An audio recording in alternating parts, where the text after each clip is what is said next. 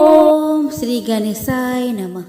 दोस्तों, आज गुप्त नवरात्रि का आखिरी दिन है। आज के दिन 10वीं महाशक्ति और महाविद्या देवी माँ कमला की पूजा अर्चना भक्त कर रहे हैं। पौराणिक मान्यता के अनुसार देवी कमला या कमलात्मिक को 10 महाविद्याओं में 10वें स्थान पर रखा गया है। देवी का स्वरूप कमल या पद्म के समान है। देवी कमला तांत्रिक लक्ष्मी के नाम से भी जानी जाती है। देवी को संपन्नता, सुख समृद्धि, सौभाग्य और वंश विस्तार देने वाला बताया गया है। देवी की आराधना करने वाले जातक का घर हमेशा धन धान्य से भरा रहता है। दोस्तों, पौराणिक मान्यताओं के अनुसार देवी कमला का स्वरूप अत्यंत दिव्य और मनोहर एवं सुंदर है। देवी कमला की उत्पत्ति समुद्र मंथन के समय हुई थी। देवी कमला ने भगवान विष्णु को पति के रूप में वर्ण किया था। देवी कमला चतुर्भुजी है। देवी कमला के प्रादुर्भाव की कथा समुद्र मंथन से जुड़ी है। समुद्र मंथन के समय देवी भगवती अमृत कलश लेकर निकली। देवी कमला ही अन्नपूर्णा है। देवी कमला की आराधना करने से सौभाग्य और सौंदर्य की प्राप्ति होती है। शास्त्रों में माँ कमला को भाग्य, सम्मान, पवित्रता और परोपकार की देवी माना गया है। देवी कमला सभी दिव्य गतिविधियों में ऊर्जा के रूप में मौजूद रहती है। माँ कमला भगवान विष्णु की दिव्य शक्ति है। गुप्त नवरात्रि में माँ कमला की पूजा करने से कौशल विकास एवं गुणवत्ता में बढ़ोतरी होती है। इनकी पूजा से माँ लक्ष्मी की पूजा के समान पुण्य प्राप्त होता है। माँ कमला अपने भक्तों को धन और ऐश्वर्य का वरदान देती है। खासकर गर्भवती महिला के लिए माँ कमला की पूजा बहुत महत्वपूर्ण होती है। माँ कमला गर्भवती स्त्री के गर्भ की रक्षा करती है, उनका पोषण करती है। माँ कमला 10 महाविद्याओं में से 10वीं महाविद्या है। शास्त्रों ने महाविद्या कमला को श्री हरि विष्णु की साथी बताया गया है। ऐसा माना जाता है कि देवी कमला भगवान विष्णु की सबसे बड़ी ताकत है। माँ कमला का रूप देवी लक्ष्मी के समान मन को शांति प्रदान करने वाला है। माँ कमला प्रसिद्धि, भाग्य और धन की देवी है। अगर कोई व्यक्ति गुप्त नवरात्रि में सच्चे मन से माँ कमला की पूजा करता है तो उसे धन समृद्धि की प्राप्ति होती है। इसके अलावा प्रजनन और बच्चों के अच्छे विकास के लिए माँ कमला की पूजा की जाती है। माँ कमला को भाग्य, सम्मान, पवित्रता और परोपकार की देवी भी माना गया है। गुप्त नवरात्रि में माँ दुर्गा के 9 रूपों के साथ साथ 10 महाविद्याओं की पूजा की जाती है। गुप्त नवरात्रि में तांत्रिक पूजा का महत्व होता है। माँ कमला की पूजा करने के पश्चात कन्या भोज कराया जाता है, जिसमें 9 वर्ष से कम आयु की कन्याओं को भोजन करवाने के बाद दान दिया जाता है। महाविद्या कमला की साधना करने के लिए गुप्त नवरात्रि में स्नान करने के पश्चात शुद्ध लाल वस्त्र धारण करें। अब अपने घर के किसी एकांत स्थान या पूजा के कमरे में पूर्व दिशा की ओर मुख करके बैठ जाए। बैठने के लिए लाल ऊनी आसन का प्रयोग करें। अब अपने सामने एक लकड़ी की चौकी रखें और उसके ऊपर थोड़ा सा गंगा जल छिड़क कर उसे शुद्ध कर लें। अब लकड़ी की चौकी पर लाल रंग का कपड़ा बिछाएं। अब चौकी पर तांबे की प्लेट में एक कमल का फूल रखें। अब कमल के फूल के बीच में सिद्ध प्राण प्रतिष्ठा युक्त कमला यंत्र की स्थापना करें। अब कमला यंत्र के दाईं ओर भगवान शिव की और अपने गुरु की फोटो की स्थापना करें। अब कमला यंत्र के समक्ष शुद्ध घी का दीपक प्रज्वलित करें और विधिवत यंत्र का पूजन करें और मंत्र का जाप करें। मंत्र का जाप करने के पश्चात कमला कवच का पाठ करें। माँ कमला की साधना 11 दिनों की साधना है। माँ कमला की साधना करते समय साधक को पूरी श्रद्धा और आस्था के साथ सभी नियमों का पालन करना चाहिए। साधक को माँ कमला साधना करने की जानकारी को हमेशा गोपनीय रखना चाहिए, नहीं तो यह साधना सफल नहीं होती है। 11 दिनों के पश्चात हवन करें। हवन के लिए कमलगट्टे, लाल पुष्प, शुद्ध घी और हवन सामग्री मिलाकर रखें। अब इन सभी चीजों से हवन कुंड में आहुति दें। हवन पूर्ण होने के पश्चात कमला यंत्र को 1 साल के लिए वही रहने दें जहाँ पर आपने साधना की है और बाकी बची हुई पूजा सामग्री को किसी बहती हुई नदी में प्रवाहित कर दें या किसी पीपल के पेड़ के नीचे दबा दें। ऐसा करने से आपकी कमला साधना पूरी हो जाएगी और आपके ऊपर माँ कमला देवी की कृपा हमेशा बनी रहेगी। माँ कमला की साधना करने से मनुष्य के जीवन में कभी धन धान्य, भूमि, वाहन, लक्ष्मी आदि की कमी नहीं होती है और साथ ही धन से जुड़ी सभी समस्याएं समाप्त हो जाती है। गुप्त नवरात्रि में कमला साधना के साथ गुरु पूजा और गौ पूजा का भी बहुत महत्व होता है। गुप्त नवरात्रि में माँ कमला का अभिषेक करने के पश्चात ही संपूर्ण पूजा करें। पूजा करने से पहले माँ कमला का पूरा श्रृंगार करें और देवी को कुमकुम, हल्दी, अक्षत, सिंदूर आदि अर्पित करें। माँ कमला की पूजा में दान का बहुत अधिक महत्व होता है। इस दिन भक्त अपनी क्षमता अनुसार दान करते हैं। गुप्त नवरात्रि में दान करने से घर में हमेशा खुशहाली बनी रहती है। इस दिन अनाज और वस्त्रों का दान करना बहुत शुभ माना जाता है। देवी कमला की पूजा करने वाले व्यक्ति को संपत्ति, समृद्धि, उर्वरता, उपज और सौभाग्य की प्राप्ति होती है। देवी कमला धन और धान्य दोनों की देवी है। ग्रंथों में देवी कमला को लाल पोशाक धारण किए और भव्य स्वर्ण आभूषणों से सुसज्जित दिखाया गया है। देवी कमला स्वर्ण वर्ण की है। धर्म ग्रंथों में देवी के चतुर्भुज स्वरूप को दर्शाया गया है।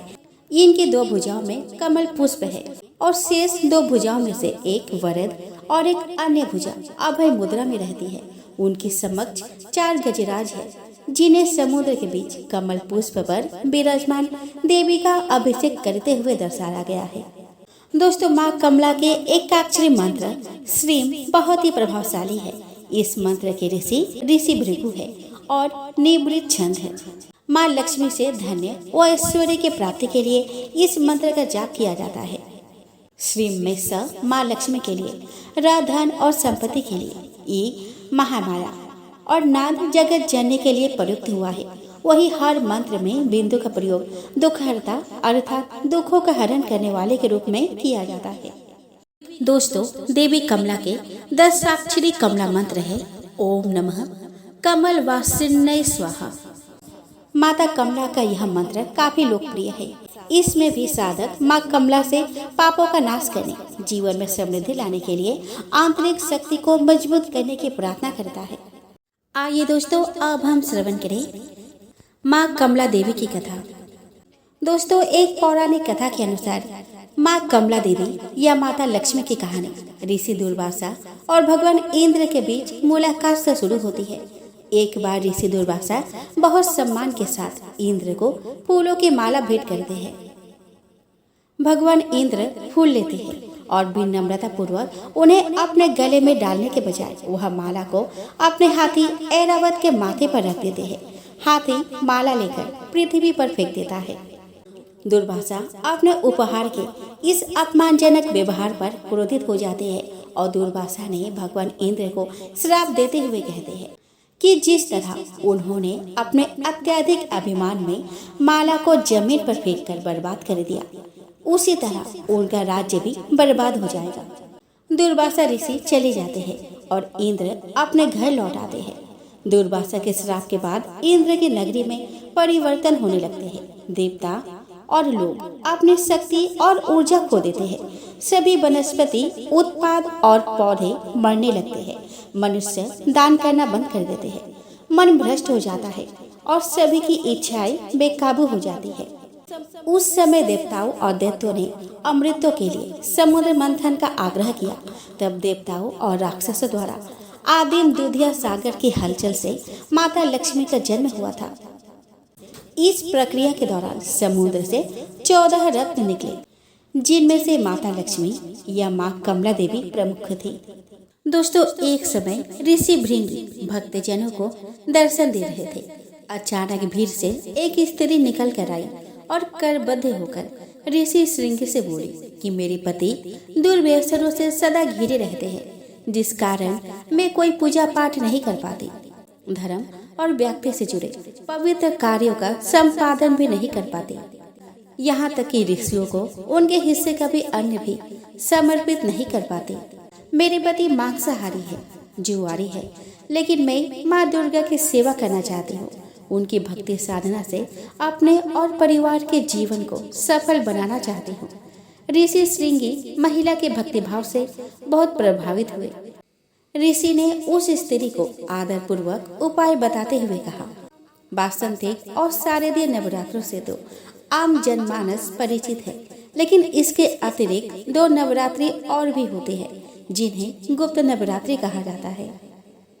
उन्होंने कहा कि प्रकट नवरात्रों में 9 देवियों की उपासना होती है और गुप्त नवरात्रों में 10 महाविद्याओं की साधना की जाती है।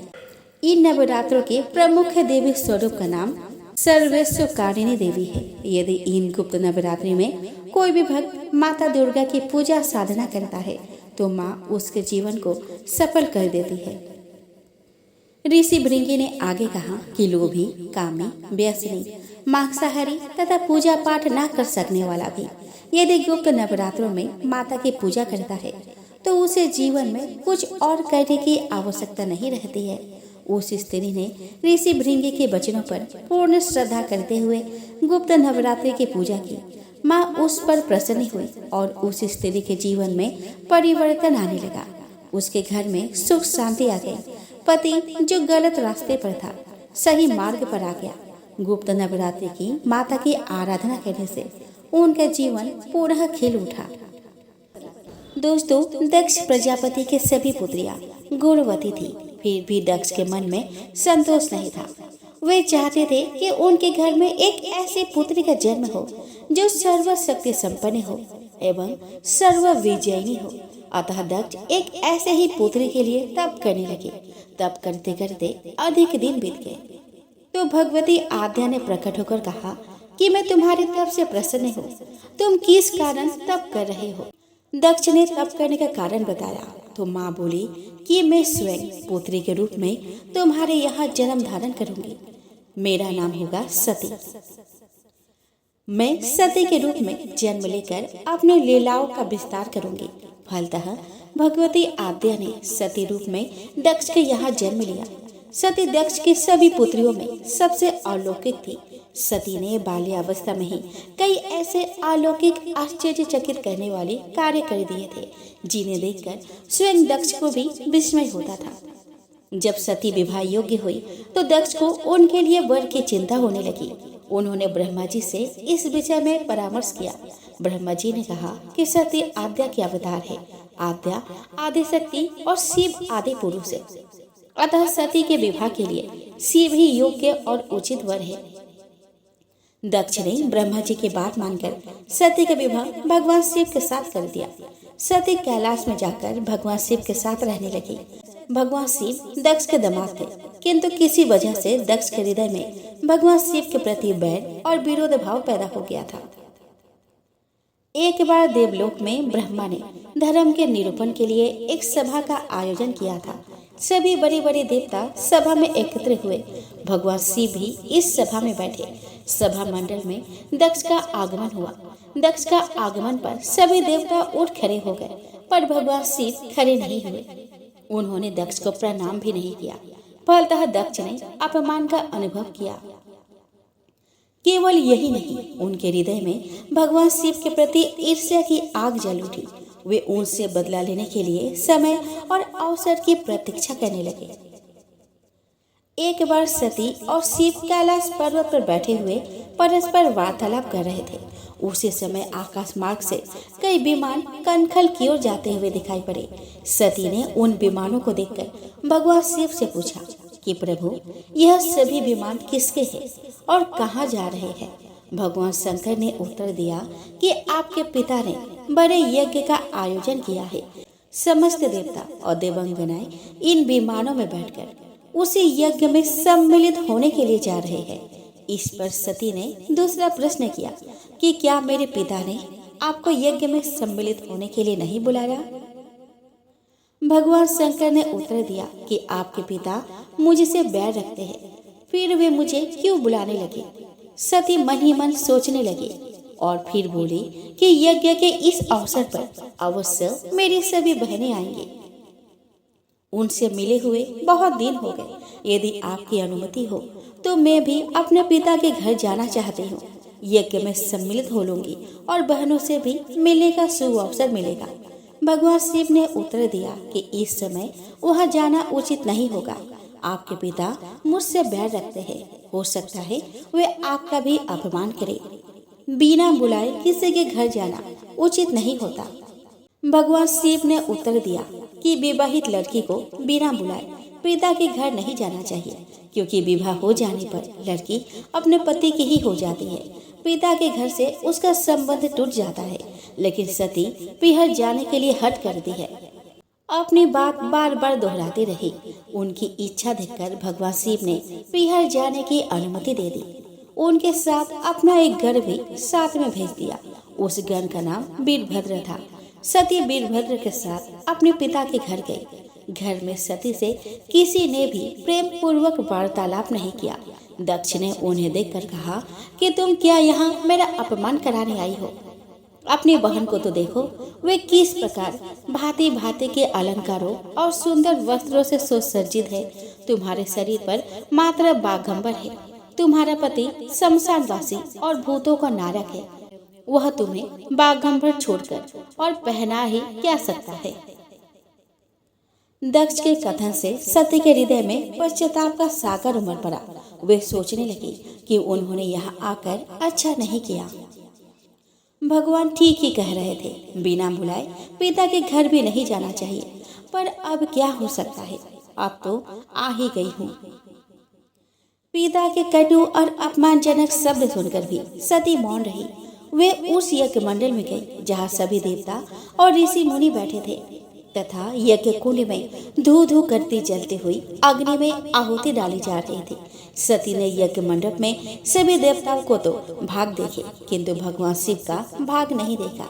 वे भगवान शिव का भाग न देखकर अपने पिता से बोली कि पितृश्रेष्ठ, यज्ञ में तो सबके भाग दिखाई पड़ रहे हैं, किंतु कैलाशपति का भाग नहीं है।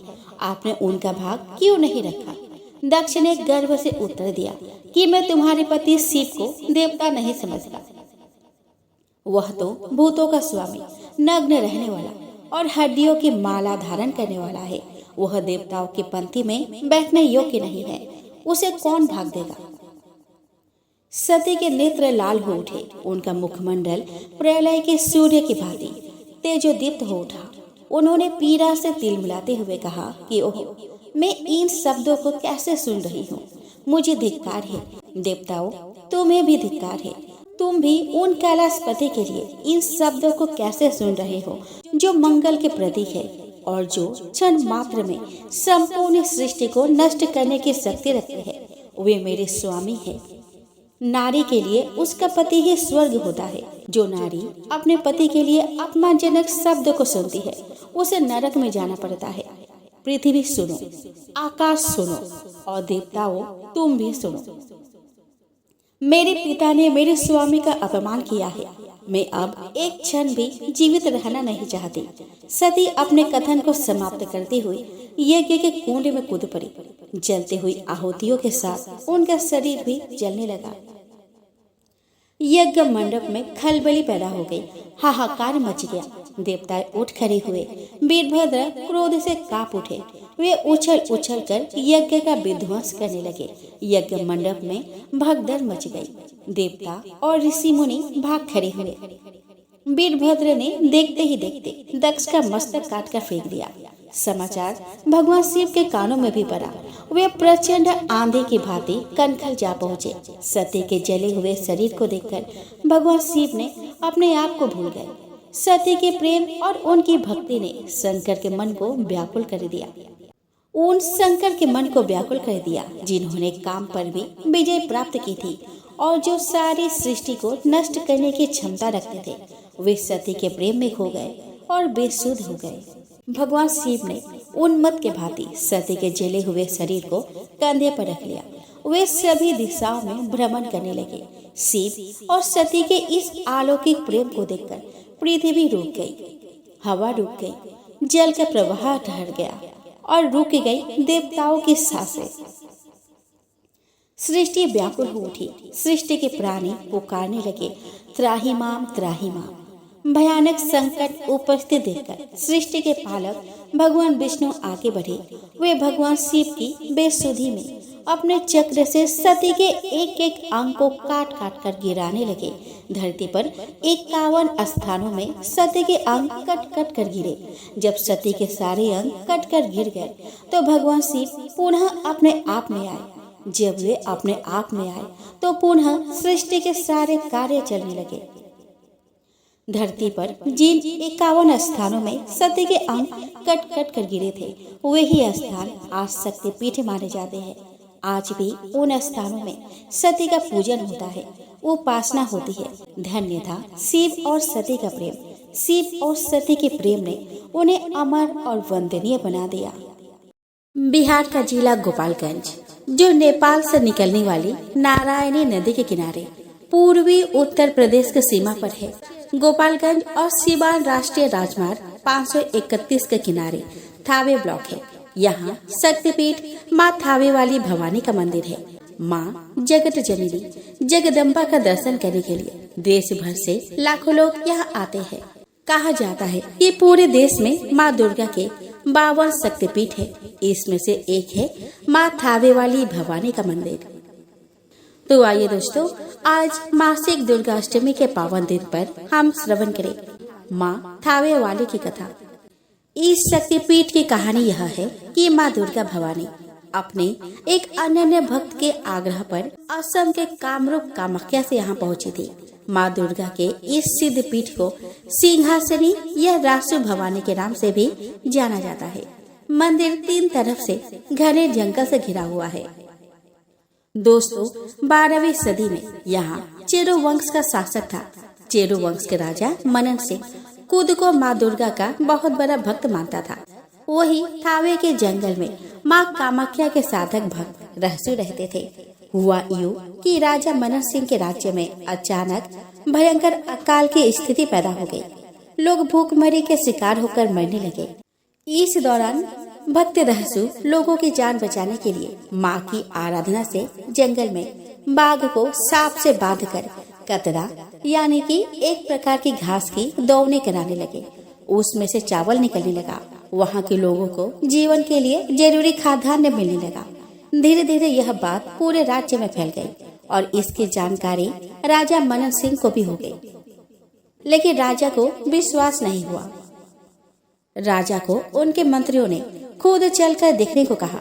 राजा उत्सुकता के साथ बाघ की दौड़ने को देखने के लिए माँ के भक्त रहसु के पास पहुँचे।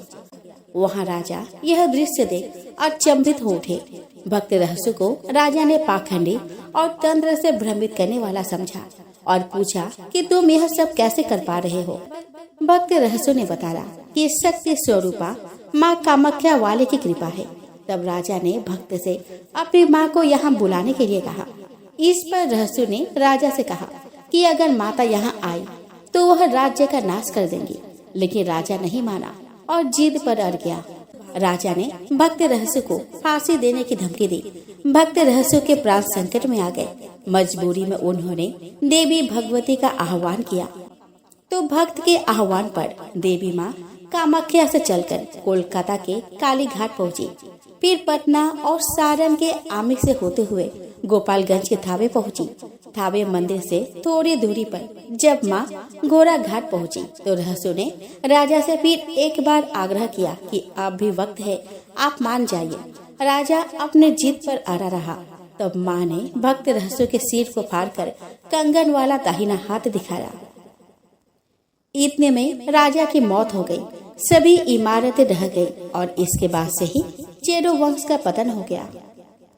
दोस्तों, इस घटना के 150 वर्ष बाद हथुआ राज और बरहरिया के बीच लड़ाई हुई। थावे जंगल से हथुआ के राजा ने लड़ाई में घेराबंदी की। उसी दौरान हथुआ के तत्कालीन राजा को स्वप्न में माँ ने यहाँ अपनी मौजूदगी का संकेत दिया। उसके बाद उस स्थल को खोदा गया तो माँ काली का प्रतिमा मिली। दोस्तों, यहाँ पर माँ सिंह पर सवार होकर आई थी, इसीलिए यहाँ माँ की सिंहासन स्वरूप की पूजा होती है।